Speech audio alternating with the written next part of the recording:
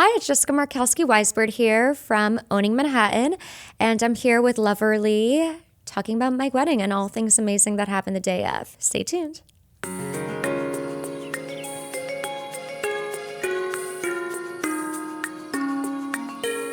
Jessica, welcome to the podcast. So happy to be here. Thanks for having me. Oh, happy to have you. You are a true New Yorker, born and raised. Born and raised, baby. And your career is exploding here. I know. I'm like on a roller coaster, just like, what is happening every single day? Just got married. Just got married. It's like everything's coming together. Everything. I love it. Everything happens at its time. So you're currently on Owning Manhattan. Yes. Which is on Netflix. Yes. It's one of the hottest shows. I know. Yeah. And you just survived / celebrated your wedding and all the wedding planning. Would love to kind of hear your background, just a little bit about you and like how this whole like Netflix thing came to be. Sure. So I grew up here in Brooklyn, actually, born and raised. My family's from Poland. They immigrated to America in like the late 80s. Then had me, and the rest is history. So I kind of grew up with like an immigrant family from Poland in Greenpoint, which was a very huge, predominantly Polish community. So It still very much is. Yeah, the Polish landlords, Yeah. you know. Yeah. But a lot got priced out due to the gentrification of Brooklyn and Greenpoint becoming very popular because, you know, Williamsburg was a hot spot. Now Greenpoint is having its moment. So it priced out a lot of people, sadly.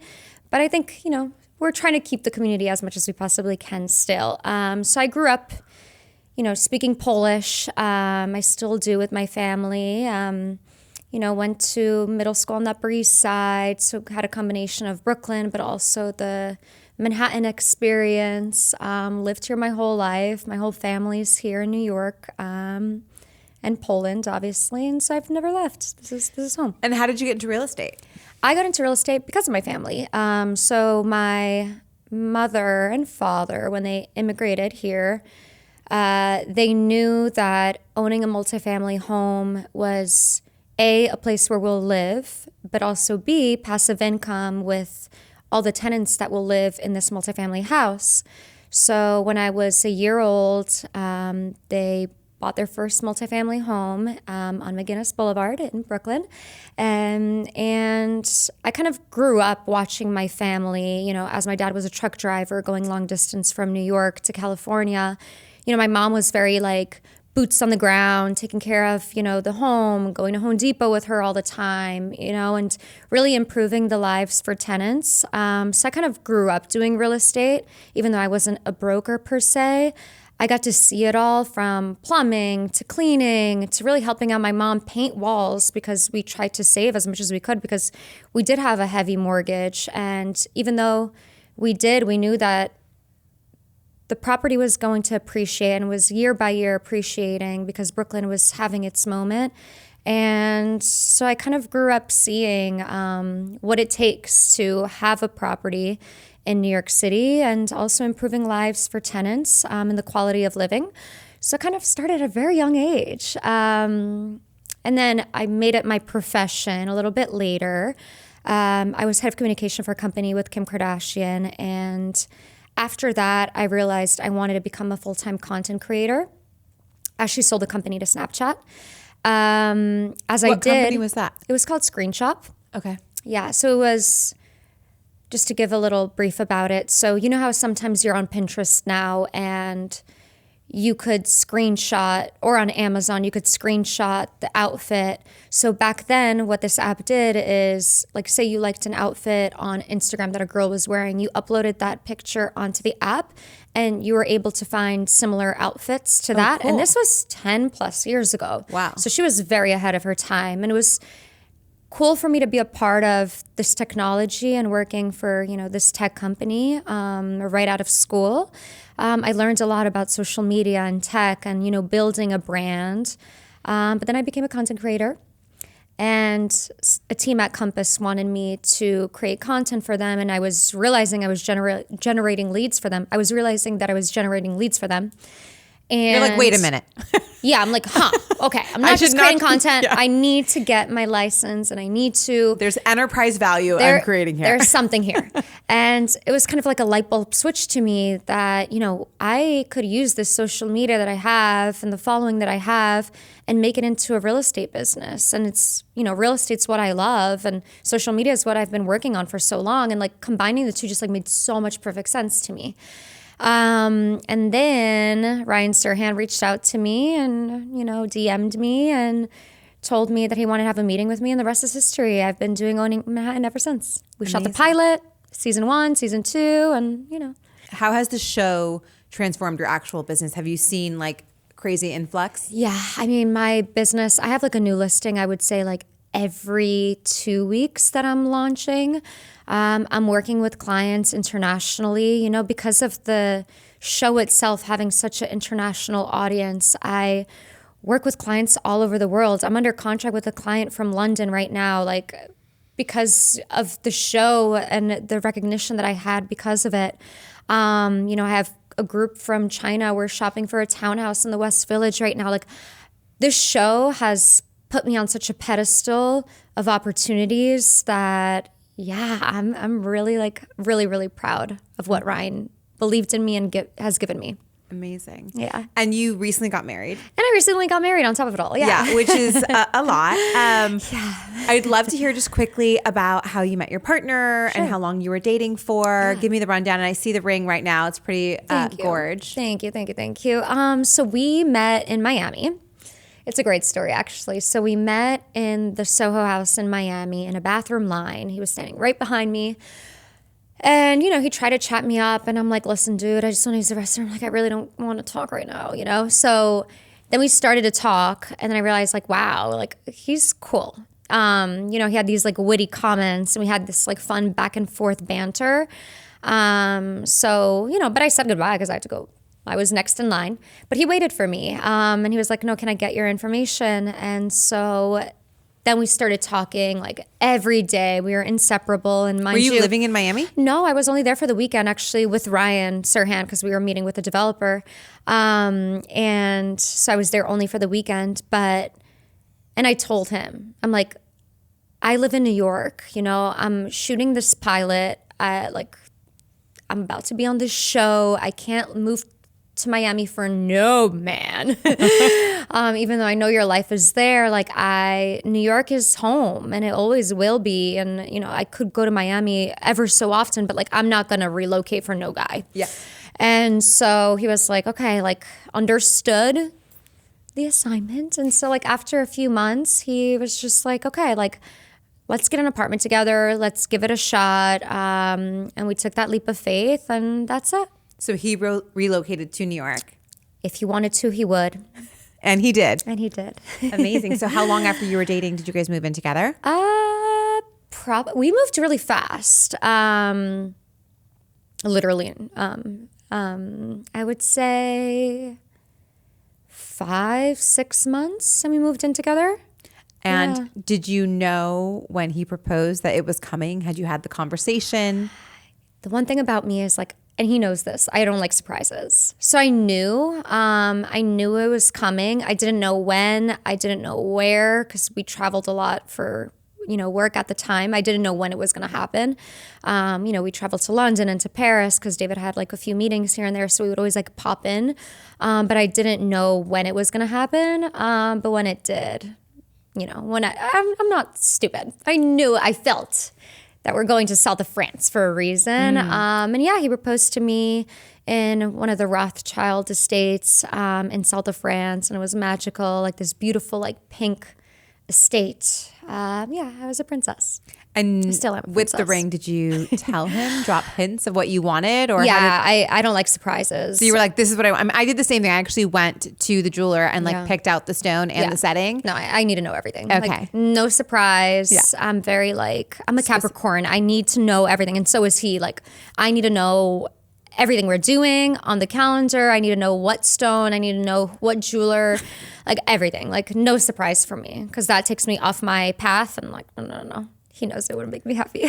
So once you got engaged, how soon after did you start planning?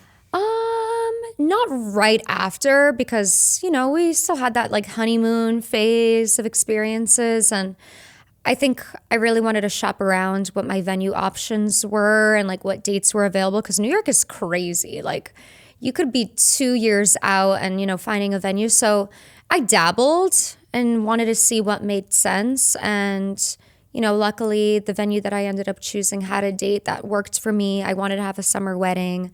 And Metropolitan Club was the fit for me. So did you consider anywhere outside of New York City, or did you know that you wanted to get married in New York? I mean, I grew up in New York. My family's predominantly in New York. I knew I wanted to have a New York wedding. Like, New York has given so much to my family in general. I wouldn't have it anywhere else because it's like symbolic for me to have my wedding here. You booked your venue. Tell me about the dress. What was the dress shopping like? Did you know what you wanted? Were you surprised by what you chose? You know, I'm surprised with myself that I didn't go to too many dress designers. Like, I went to Galia Lahayev. Am I pronouncing it right? Galia Lahav, yeah. Okay. I went to Galia Lahav and I tried on a few pieces. And I'm like, this just fits my body so well. I don't want to see anything else. Like, I have like these two options, and the lead designer, Jerome, was in town and he actually tailored my dress to my body type because I had like fresh off the runway. He said I was going to be the first one to wear it. Oh my God, amazing. Yeah. And so he added this like bolero piece to it to like make it all full because I didn't want to be too revealing. So I wanted like that bolero effect. So he's like, let's add that on. It's going to look so chic and cool. And so experiencing that was really nice to me. Sorry. How do you feel knowing that like he designs dresses for like Beyonce and J-Lo, and then you're like, and me? Yeah. You love that? I'm like I'm on the Beyonce level now. Yeah, So, you know, it's cool. I'm like, yeah. Yeah, Sharon's amazing. Beyonce, watch out. He was in one of our first podcast episodes, No way. and he was talking just about like their design process and how they're just, I have to say that's one of my favorite couture design houses. Like, they're just so iconic. Amazing. I agree. No, I think I felt so comfortable the moment I stepped in to Galia Lahav. And mind you, like, I didn't make an appointment and say you who literally I just was. showed up? Yeah, I kind of wanted to like experience it. And then as they got to know me, they surprised me with him being there, and he really put above and beyond, you know, tailoring to me. And yeah, it was like a really, really fun experience. And then like I never looked back. I knew like this made sense for me. The brand is aligned with me. This piece that we're designing made sense. Like, everything just fit like a glove. So amazing. Yeah. And then my after looks were with Oscar de la Renta because I work with them a lot on the show. Before the show even started, they were very aligned with me and my whole career journey too. So you had a couple changes, or you're talking about after the after party and then other events? No, like the after look. So like, that was my main dress from Galia Lahav. And then the other two were Oscar pieces that I wore throughout the night. Amazing. Yeah. So you had 3 separate looks. So I had 3 separate looks. And different shoes, the whole thing. Different shoes. Did you break in your shoes before the wedding?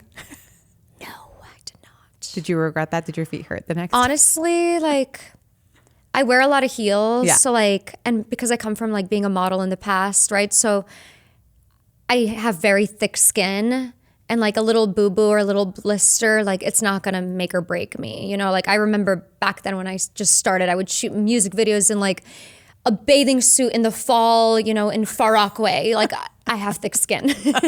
So like a little boo-boo, like, I didn't think about that. I was just like enjoying the night and dancing and celebrating, and, you know, the aftermath. I definitely didn't wear heels for at least a week or two. But, you know, in the moment, like, it was fine. Fashion is painful, you know, like. Totally. So it's worth it. So what other vendors did you book? Like, did you have a designer, a planner, and how involved were you in the actual planning process? Sure. So I'm very, very, very grateful for Jason from Metropolitan Club. He is very hands-on with the venue itself. So that helped with organizing everything so much. I had to find outside vendors like, you know, the florist. I had a wedding planner, you know, cake, you know, food was all taken care of by Metropolitan Club. But, you know, I had to find some outside vendors throughout the process, but, you know, like DJ, singer, violinist, etc. But, you know, luckily the venue itself with Jason, who works there and has worked there for a long time, he really helped orchestrate the show for me a lot. Yeah. So, and then my sister, I can't forget about her. Like she, God bless, like has helped me so much throughout it all. You know, because I'm filming the show, I'm working in real estate full time. You know, I didn't take a time off because I'm like planning a wedding. Yeah. My sister was very helpful and hands on throughout it all. So yeah, I'm very lucky. Was she your maid of honor? Did you have? Of course. Yeah. Okay. Great. Yeah. Did you have a bridal party?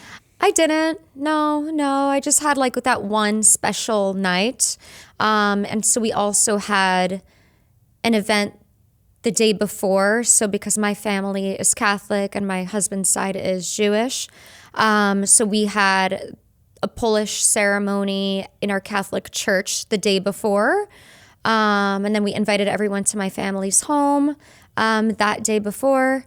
And then the day of at Metropolitan Club, we had the Jewish ceremony at the venue, et cetera, celebrating both of our religions together combined. How was that conversation when you decided to get married, you know, with two different religions? Was it like a big discussion point? Was it seamless? You know, we really wanted to celebrate both families so much that it wasn't hard. I have to think about it. I have to like really rethink it. I had a very good friend of mine who was with someone for 9 years, living together. Okay. He was Croatian, Catholic. She was from Morocco, Muslim. Okay. They were engaged, and they had never fully talked about religion until they were planning their wedding. Wow. And they called off the wedding. After 8 years. Oh my God, I just got like the chills. Yeah, 8 years of being together. So it was a big friction point. She could not imagine herself getting married with a veil in a church, and he couldn't get his arms wrapped around having an imam at their ceremony. So it was one of those things where both of them realized they were so rooted in their religion, even though they were together for 8 years. So I'm always curious. Like, I love the celebration of both, you know, religious traditions. That's amazing. But like, was it a point of contention at all? Was it seamless? Honestly, it was very seamless. Like, I'm very laid back to a degree. So is, you know, my husband, David. We knew that we loved each other, and despite religions and it being an obstacle, you know, we wanted to like celebrate our days together. So yeah, it was never like an issue. You know, it was like a few loops and hoops we had to like work through to make it all work. But, you know, first and foremost, it was love too. That's incredible. Yeah. I love that. Thanks. I love the mixing of different kind of traditions into weddings. Yeah. My family is Lebanese. My husband is Greek. And so in our Love it. like engagement, we like pulled in both from the food and the entertainment. Yeah. Did you weave in any traditions? For sure. So we incorporated a lot of like Polish traditions. For the main day, wedding day at the Metropolitan Club, we infused, you know, moments of where we have to toast, you know, the family members, which is more like of a Polish tradition. We played a lot of Polish music. I needed a Polish DJ who could accommodate both English and Polish tunes. And all my American friends, they were like, yeah, I love Polish music. Like even one of the producers from Netflix, she came and her husband like loved Polish music. He like downloaded it on Spotify. Like it was a vibe, you know, like, yeah, it was fun to include People like part love of when our you bring culture. in the cultural stuff. Like the same thing at my engagement party. People were popping off with the Arabic music. They're like, this is fun. Yeah. It's fresh. It's different. Totally. And if you have a good DJ, they can mix in like the Arabic with the like the pop and the R&B. And imagine they did some mixing with you too. They did some mixing. We had like the violin play, you know, both, you know, Polish and English music. It was great. It was great. I could do it again. During planning, what surprised you the most? I think like the details, like, you know, details matter. Taking notes of everything matters. I think it surprised me, you know, because I'm doing so much. Like I'm closing deals and then doing this and running to a showing like every day, right? So like I misplace certain things sometimes. So it's hard to be like on track of it all. So I think that took me off guard that like, wow, shit, I did not hit that deadline. We need to figure it out. We need to find someone because she's no longer available. She got booked last minute and she has to go somewhere. I need to find, you know, like things, timing is everything. And when you're planning a wedding, yeah. So you were just surprised at all the little details and decisions. Did you get decision fatigue? Luckily, I have an amazing sister who she's a visionary of her own. So she's just no, this is the vibe we need to take. Or, when we would go to visit our florist, she had a certain idea, and then I would look at Pinterest, vision boards. We would combine the two and make it all work. But luckily I had such a helping hand of a sister who knows what is good and what is a trend and what will be lasting.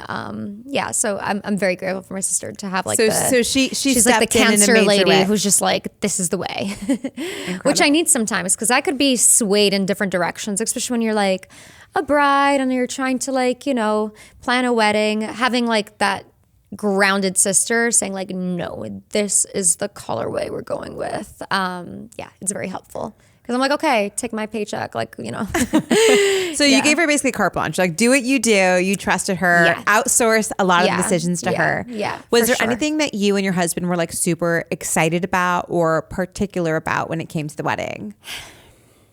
I think just hanging out with all of our friends and family. We're just very excited to have a night to celebrate each other and people who have been there for us throughout our lives. Yeah.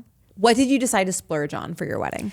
I mean, even before planning the wedding, I always knew that my biggest splurge was going to be my wedding dress. It's that investment that I knew I won't ever regret. And sure, it was a very expensive dress, but I don't regret it for the world, So tell me, what did you guys do for desserts? We had Vincenzo design our cakes. He's such a talented guy who designs the most immaculate cakes. And aside from it looking aesthetically beautiful, the quality of it, we went to a taste testing with, David and my sister, and wow, it was so hard to narrow down the options. He's just so good, not from only the outside, the inside. He's 10 What out of flavor 10. did you get? We got, honestly, I don't remember because every piece of it was a different flavor within the cake. Did you have any? Probably not. The one regret I have from my wedding is that I did not eat enough. Yeah. Wait, But I had a little bit of cake, but I had no time because everybody is just, hanging out, talking, we're dancing. The one regret is I didn't try anything. And we spent all this time planning it. I didn't have time to try anything. It's actually a really common thing. A lot of brides get so excited. Yeah. And they're also talking. They're spending their time going and reading guests that they don't actually have time to sit and eat. It's so bad. And no, it's so bad, but also it's can creep up on you, especially if you're having a cocktail or a glass of wine that it real creeps. quick it can fall off the rail. Yeah. Because what happened to me was throughout the night, obviously dancing, having the best time ever.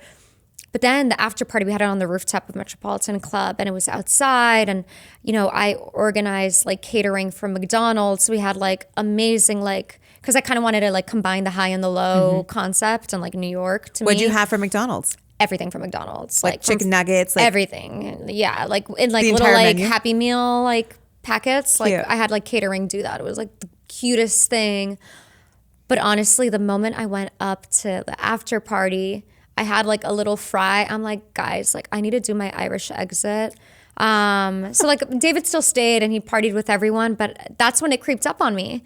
After that fry, I'm shoot, I need to go lay down because in Metropolitan Club, there's rooms and stuff. So, we stayed there the night. But it creeped up on me at the after party. I couldn't, enjoy McDonald's. And what about your honeymoon? Where'd you guys go? We went to the Maldives. And the craziest story, so we get on the flight, we arrive in the Maldives, and as we're in Maldives, they say, you don't have a valid passport. You don't? David doesn't.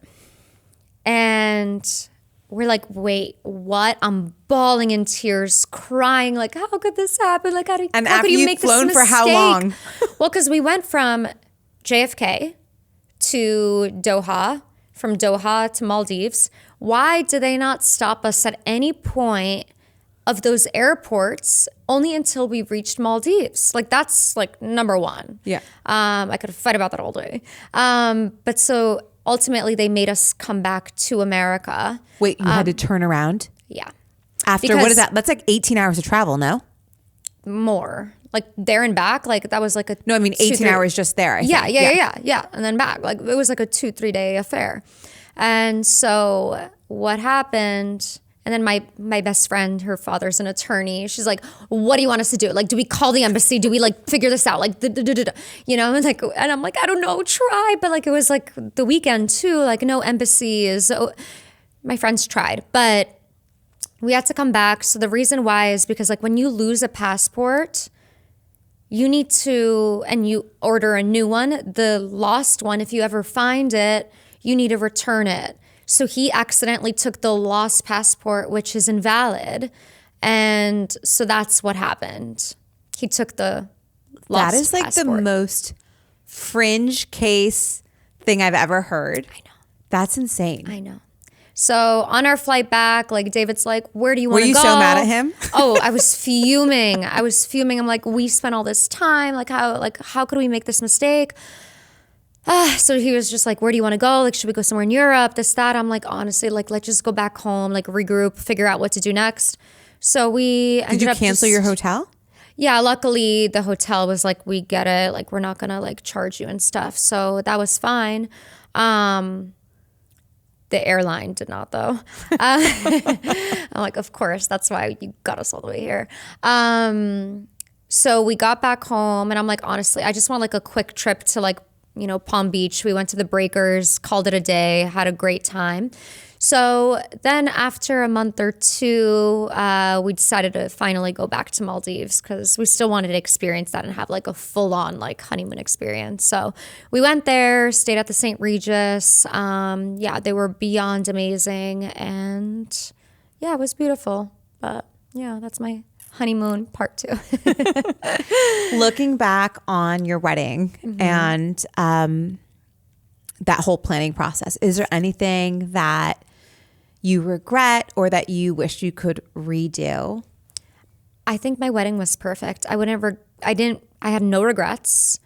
I wouldn't change anything for the world. Like, I'm so lucky that we had the most spectacular wedding and there's nothing I would have changed. Maybe just have eaten more so I could have like lasted the the McDonald's phase like of it all. Way. Sorry? I think that sounds like the best possible outcome. True. Yeah. True. There could be worse things. Thank you so much for coming on and sharing your wedding planning journey with us. Yeah, and I'm excited to watch your career unfold on Owning Manhattan. Thank you so much. It was such a pleasure to be here with you and share my whole wedding story.